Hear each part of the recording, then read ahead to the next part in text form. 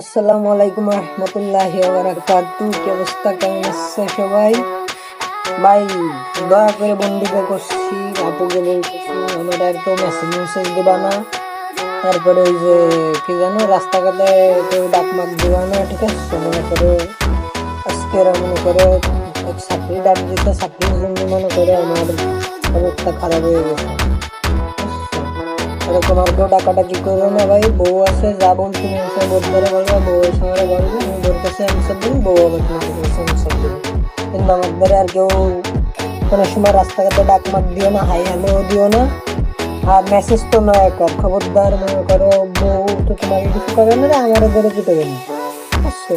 আজকে মনে করো কি দেখি হয়েছে তা বলার বাইরে, মনে করো অন্য পেশারে মাথা মাথা হয়ে আছে। দয়া করে পাও ধরছি, কেউ আর মেসেজ দিও না মায়েরা, প্লিজ। ঠিক আছে, থাকো।